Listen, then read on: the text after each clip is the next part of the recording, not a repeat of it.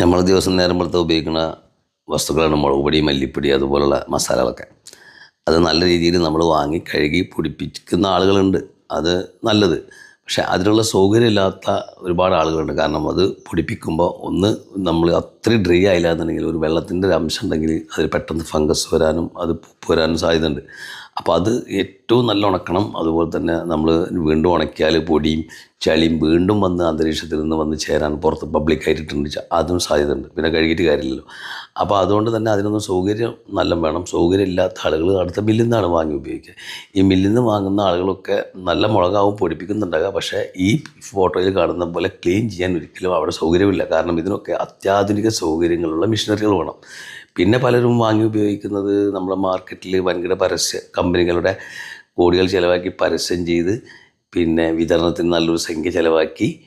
അപ്പോൾ അവർക്കൊക്കെ ഇവിടെ മാർക്കറ്റിൽ ഭയങ്കര മത്സരം കാരണം അവരൊക്കെ ക്വാളിറ്റിയിൽ വളരെ ഇപ്പോൾ കുറച്ചുകൊണ്ടിരിക്കുകയാണ്. അതിൻ്റെ വിശ്വാസ്യതയെ നമുക്ക് പല വാർത്തകളും നമ്മളിങ്ങനെ പല മാധ്യമങ്ങളിൽ നിന്നും കേട്ടുകൊണ്ടിരിക്കുകയാണ്.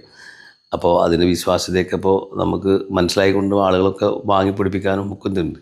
ഇവിടെ ഈ നമ്മുടെ നാട്ടിൽ തന്നെ, നമ്മുടെ നാട്ടിൽ നിന്ന് തന്നെ, കേരളത്തിൽ നിന്ന് തന്നെ നല്ല ഉൽപ്പന്നങ്ങൾ വിദേശ രാജ്യങ്ങളിലേക്ക് പോകുന്നുണ്ട്, എക്സ്പോർട്ടിങ് ക്വാളിറ്റി എന്നുള്ള പേരിലുള്ളത്. അപ്പോൾ അത്തരം കമ്പനികൾക്ക് ഉൽപ്പാദിപ്പിച്ചു കൊടുക്കുന്ന കമ്പനിയിൽ നിന്നാണ് ഞാൻ നല്ലതെന്ന ബ്രാൻഡ് വാങ്ങി ഉപയോഗിക്കുന്നത്. നമുക്ക് വിശ്വാസ്യതയോടെ അത്യാധുനിക മെഷീനറി ഉപയോഗിച്ച് ക്ലീൻ ചെയ്ത് പാക്ക് ചെയ്ത് തരുന്ന ഉൽപ്പന്നങ്ങൾ നിങ്ങൾക്ക് എവിടെ എങ്ങനെ വേണമെന്നുണ്ടെങ്കിലും ടെസ്റ്റ് ചെയ്ത് നോക്കാം. കാരണം ഇത് നമുക്ക് കിട്ടിയിട്ടുള്ളത് നമ്മളൊരു കണക്ഷൻ്റെ മുകളിൽ നമുക്ക് ഇത്രയും ബൾക്ക് ക്വാണ്ടിറ്റി ചെയ്യാനേ പറ്റുള്ളൂ. പക്ഷെ അതങ്ങനെയല്ല, നമുക്ക് ഒരു നമ്മുടെ സുഹൃത്ത് വഴി കിട്ടിയ ഒരു കാര്യമാണ്. അപ്പോൾ ഇതൊന്ന് ശരിയായ രീതിയിൽ ഒന്ന് നിങ്ങൾ ഉപയോഗിച്ച് നോക്കി, ഒരു പ്രാവശ്യം ഉപയോഗിച്ച് നോക്കി അതിൻ്റെ പിന്നെ ക്വാളിറ്റിയും മനസ്സിലാക്കുക. എന്നിട്ട് വീണ്ടും ഉപയോഗിച്ച് നോക്കുക.